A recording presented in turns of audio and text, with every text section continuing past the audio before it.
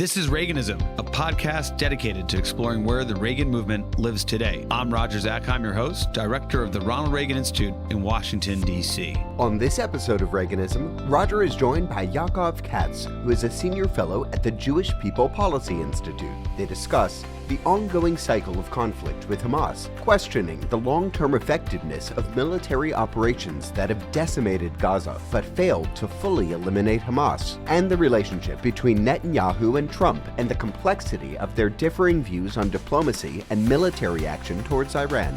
Yaakov Katz, welcome back to Reaganism. It's great to be with you.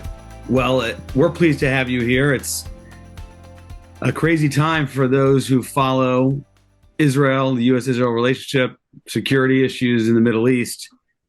At the time of this recording, and that's important to note because things are changing by, forget about the day, by the hour. President Trump hosted Prime Minister Netanyahu. There was President Trump's announcement that the U.S. would seek to control Gaza. President has not backed away from that. And as recently as of February 11th, he continues to stand by that. And despite sitting down with the King of Jordan, President Trump continues to say that he is committed to the U.S. taking control of Gaza, to providing opportunities elsewhere for those who live in Gaza. And what else? Despite the fact that the president has said these things, he has not persuaded at least the King of Jordan and other regional leaders. Yaakov, help make us sense of this all. Well, I laugh because it's very complicated, and as you said, I think very accurately, things are changing all the time here.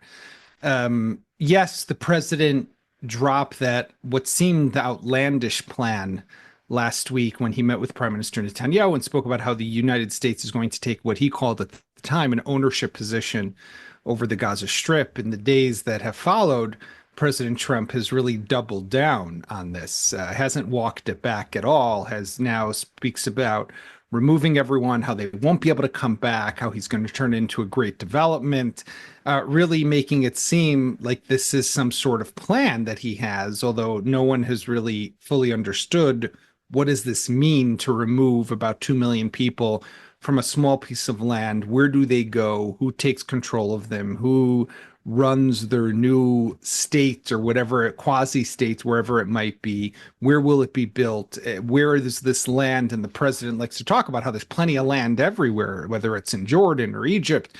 Other people have floated Saudi Arabia. So everyone's pushing back. And of course, the king of Jordan, King Abdullah, was in the White House as we're speaking, and basically pushed back on this plan, but did say that there will be a meeting of Arab leaders in the coming days being convened by Mohammed bin Salman, the Crown Prince of Saudi, to start to talk about what an Arab initiative would look like. So I will just say that to the president's credit here, he's shaken the whole thing up, right? And if everyone thought that we're going back to the same type of, I guess, conventional wisdom that has prevailed and dominated this conflict between Israel and Hamas until now, what the president has succeeded in doing is getting everyone a bit off their, I guess, the stability or their footing of what they thought things would move forward. And he's getting the Arabs to think about things differently. And then what we saw today was when the Israeli Security Cabinet convened to discuss what to do now with Hamas threatening to stop the release of hostages. We had the 3 men, Or, Eli, and Ohad, who had been released, and everyone, of course, was very shocked by the way they looked on Saturday, emaciated, frail, weak, really bringing and evoking memories of the way Jews were liberated once upon a time from the Nazi death camps. There was a feeling that, okay, this might be the end of the deal.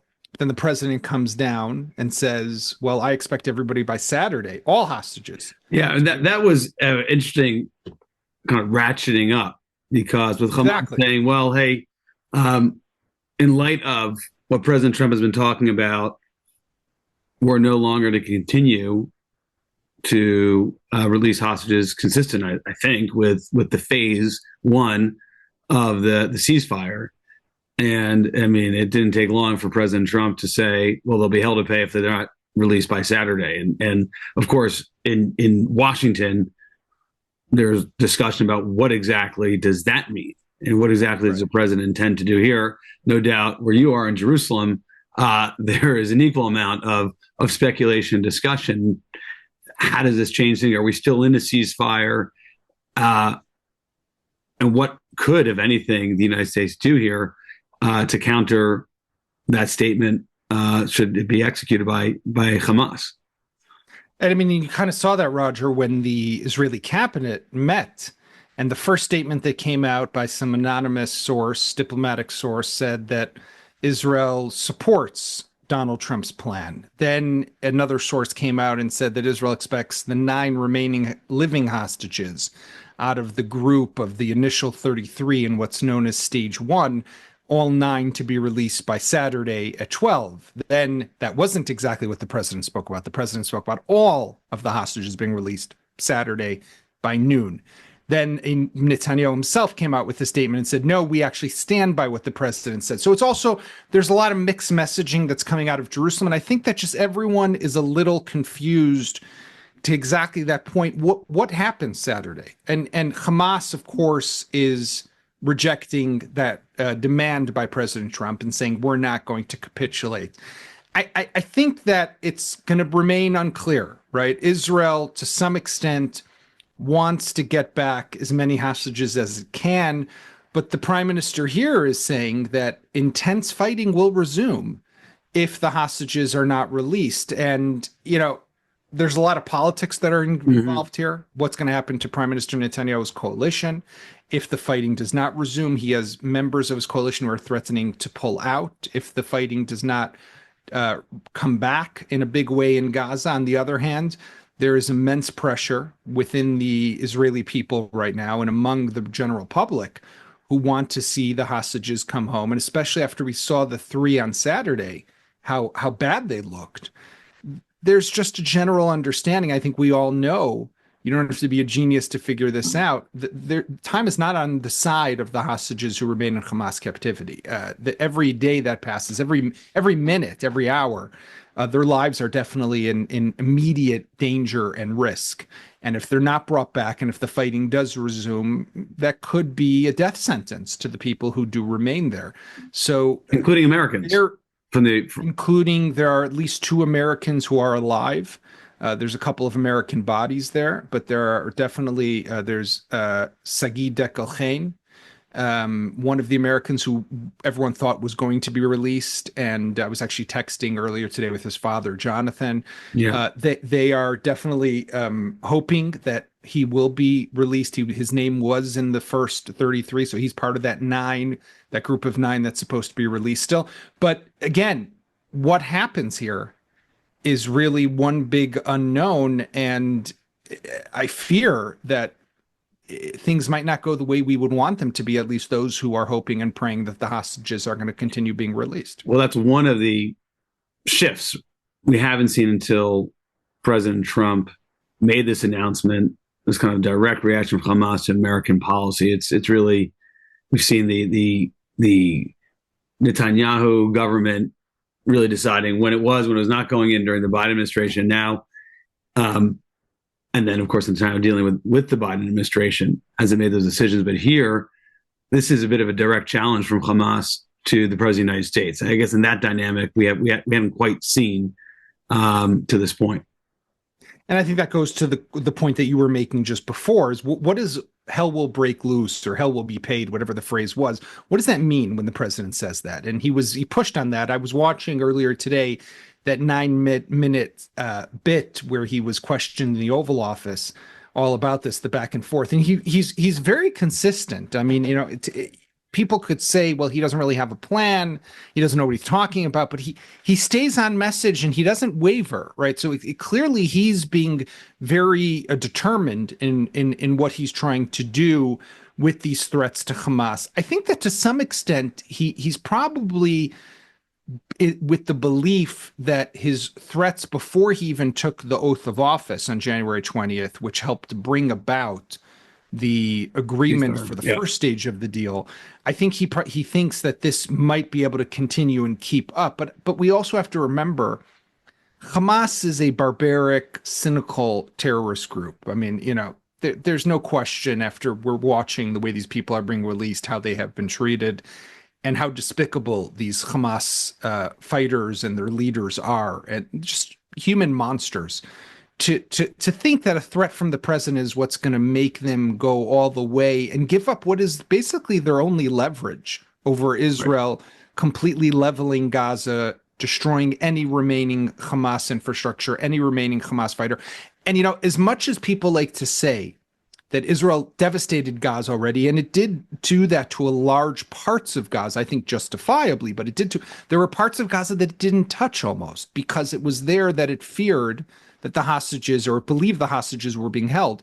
Large parts of the central Gaza Strip, some of those what are called refugee camps in the center of Gaza, that would change if there aren't hostages there, or if the understanding is that there are no longer living hostages, or that the deal is over and we're not going to get them back. Israel's fighting would change also. So Hamas has to take all that into consideration. So looking at it from the Israeli perspective, President Trump has suggested that he would be the IDF in Israel that would push forward and clear Hamas out of Gaza, and then the president would come in with his plan. It would seem to me that when the president talks about all hell will break loose, he effectively is like, back over to you, Bibi Netanyahu, over to your military, because we're not making any progress diplomatically. And so the military campaign and pressure needs to resume. That is possibly what the president would have in mind. But I'm not certain. I'm curious to get your take to what extent that's what Bibi Netanyahu wants to do at this particular moment. I mean, it's a very good point you make. I think that Netanyahu was kind of hoping for the war to be over, right? He wanted to try to get as many hostages home as possible. He had his coalition issues.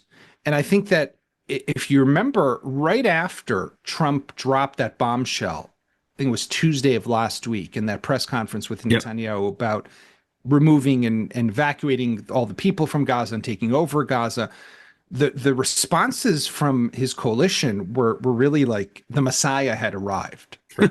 Especially on his right wing flank.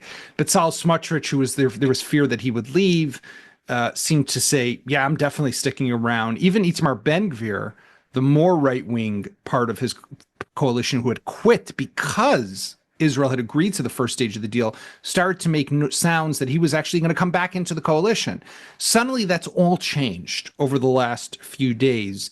And I think it comes from a point that the coalition members started to also think that maybe there is no real plan here. This was just, rhetoric, and it wasn't really going anywhere. Well, it was an opportunity, as you've written about in Newsweek and elsewhere, shaking things up, expanding the aperture, and trying to find a deal that was otherwise not available, between allowing Hamas to continue to remain in Gaza versus Israel continuing the conflict, right? And so... No, and by the way, I think that really is... someone asked me yesterday, do I support Trump's plan? I think that we all have a bit of an issue with forcibly removing people from their homes, right? It's not something that is necessarily sits well. But on the other hand, I have a problem with that. But I also think that, yes, we need something drastic and dramatic to happen here, because it's not working. And I think we can all agree this whole system is broken. Like, the fact that we could say to ourselves, yeah, we fought now with Hamas almost 16 months. We've destroyed most of the Gaza Strip. We've killed most of Hamas fighters. We've eliminated almost all of their leadership. They are a fraction of what they once were, but they're still there. They still have fighters. We're watching these rallies when they're releasing the hostages.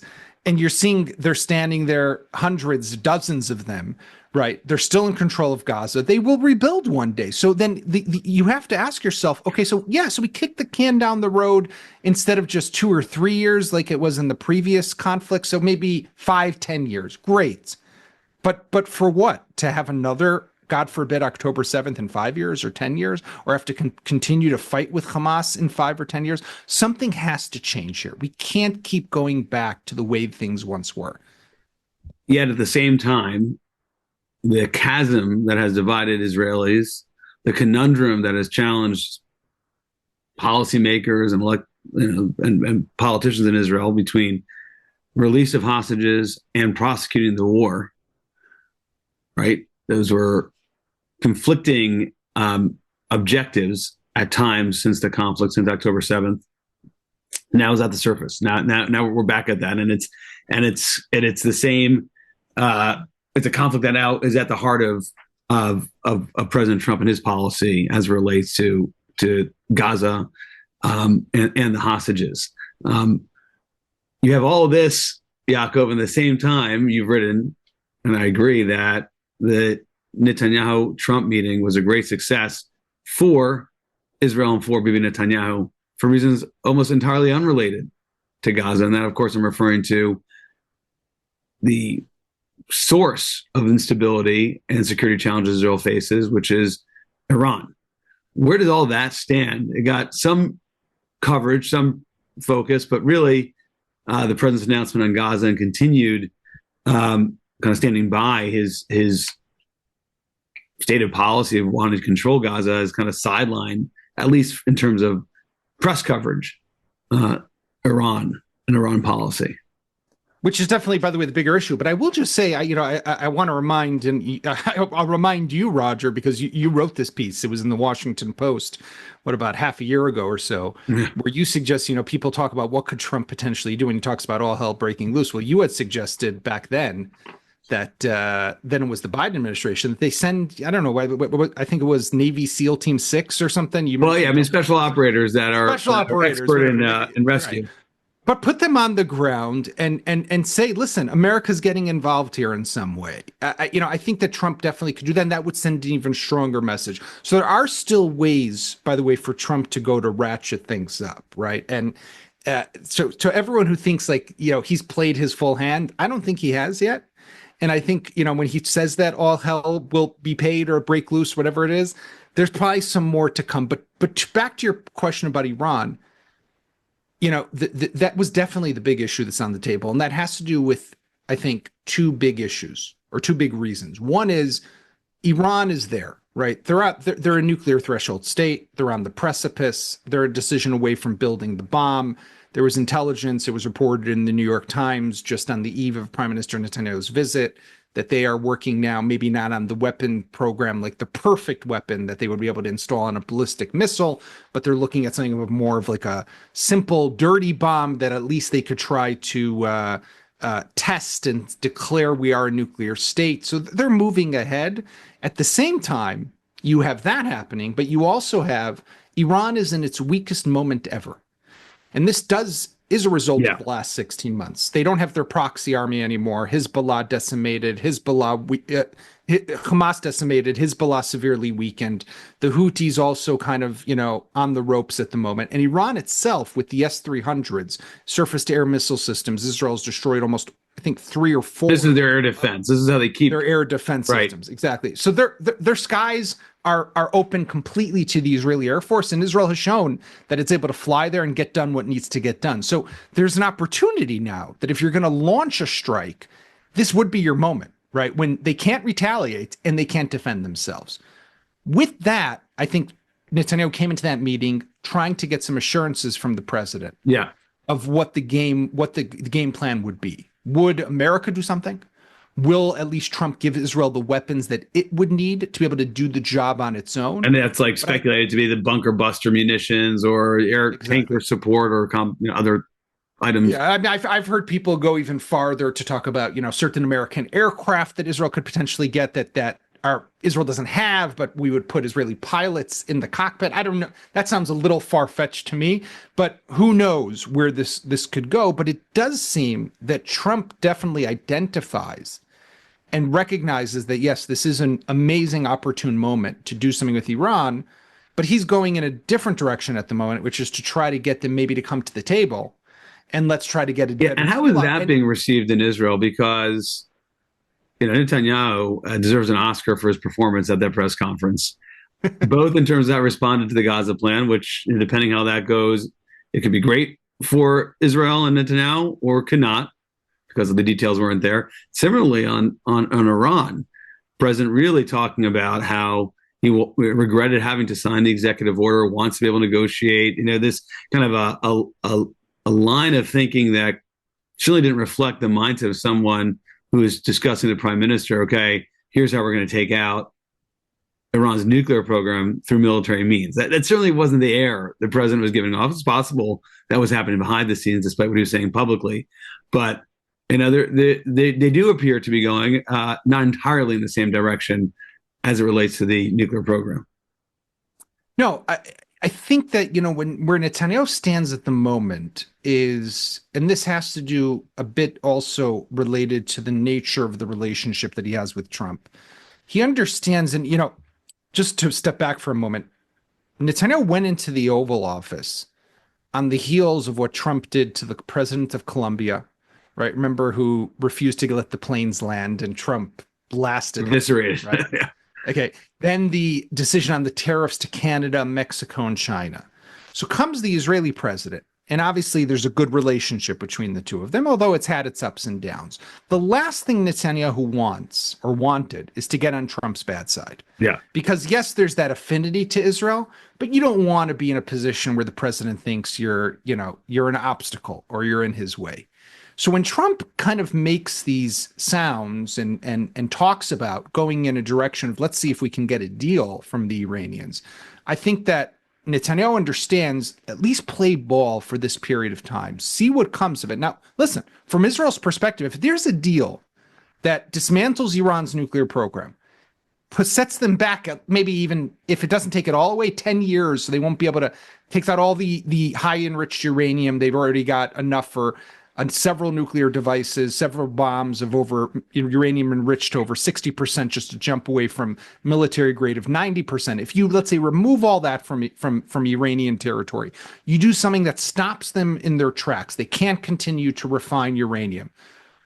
Why would Israel necessarily object? It wouldn't, right? If this means that they're not going to be anywhere near a bomb for at least 10 to 15 years ahead, and they would have to start from scratch, that could be a good thing. Now, on the other hand, if you fight it now, the way Israel fought Barack Obama's plan, you'll get on the bad side of Donald Trump, and you don't want to do that. So I think that Netanyahu knows he needs to play ball, but probably I would assume that in those discussions, they're trying to set a timeline to all of this and say, listen, if it doesn't happen by X.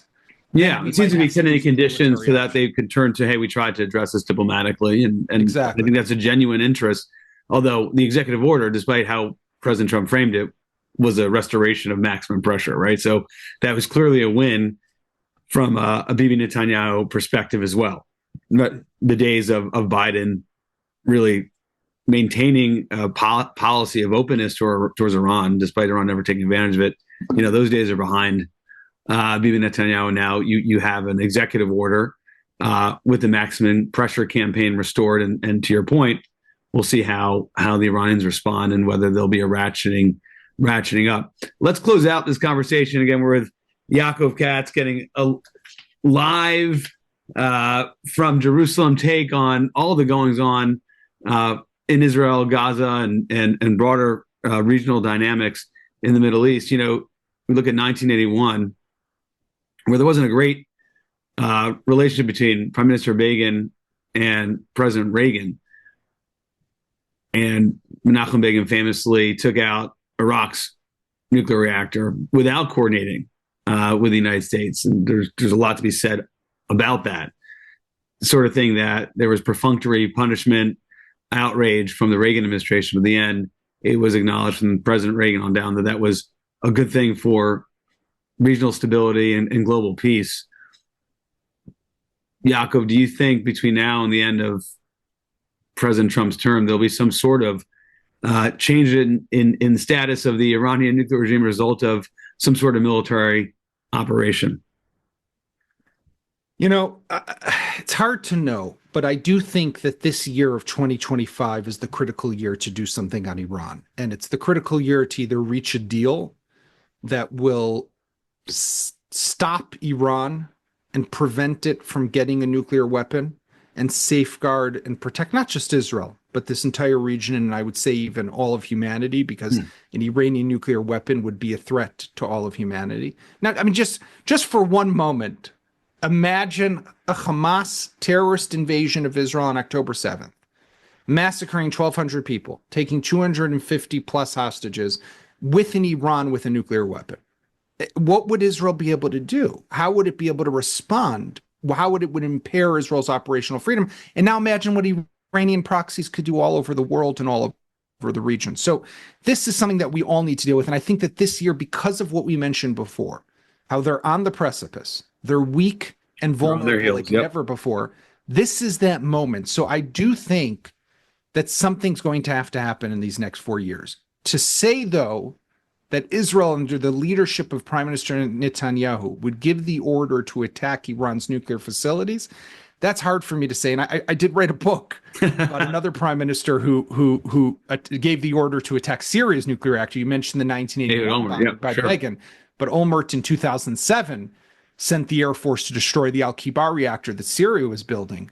Netanyahu has had a number of opportunities over the years, famously in 2011 and 2012, where he thought about doing it, but then stood down and decided not to go ahead with it.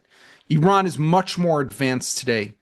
Its facilities are much more protected and more reinforced. So the operation would be even more complicated than it would have been 13, 14, 15 years ago. But I think that at the end of the day, I do want to believe that any prime minister who is faced with that ultimate decision that, look, if we don't act now, they will get nuclear weapons, then that prime minister will do whatever it takes to stop the Iranians, or at least try to stop them, because this is a threat that Israel would not necessarily be able to live with the sense of security that it needs to thrive as a nation. So it would have to do what's needed. And I hope, and it seems that the Trump administration is with us in understanding that, Roger. Yaakov Katz, thanks for the view from Jerusalem. Always love having you on the show. My pleasure. Thank you. We hope you enjoyed this episode of Reaganism. New episodes premiere weekly every Monday on YouTube and all podcast streaming platforms. If you like this episode, be sure to let us know and share with a friend.